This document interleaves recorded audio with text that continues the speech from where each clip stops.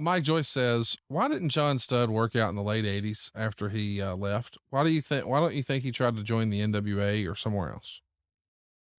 I think that John got in his head that he was a giant, and John wanted to work like he was a giant. The attraction of John for many years was that he was a large man, a real big man that could work like a giant but also work with everybody else. And John got to the point where he didn't want to work like that anymore. He wanted to work like Andre. There was only one Andre. And I think that was probably the downfall of John at the time.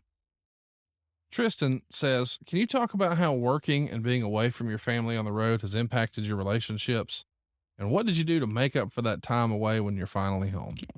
I've been married 26 years. And the reason I've been married 26 years is because I've been on the road all my life.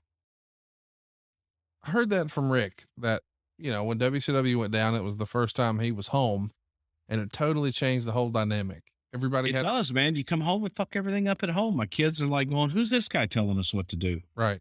Like they have everything under control and all this shit. And then you come home and start saying, you're doing what? What do you mean they got to go to school now? What time do they get home? Well, that's too early. Can't they do something else? Oh no, you screw everything up when you're home all the time. And for me, that's the secret to my success is being on the road. And the other secret was that my wife and I were best friends before we ever became a couple. And she knew the lifestyle long before she ever went out on a date with me.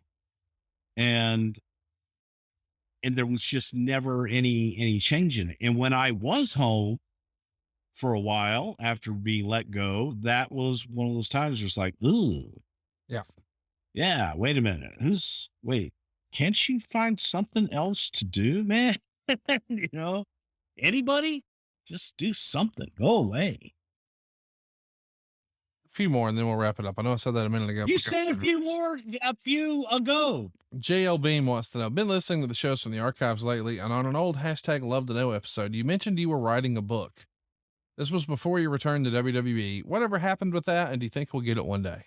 You will get it one day. And it's just a matter of, man, putting it all together. I write it in sections and I write it in moods more than anything. But it's essentially a collection of short stories that I think that people will find entertaining.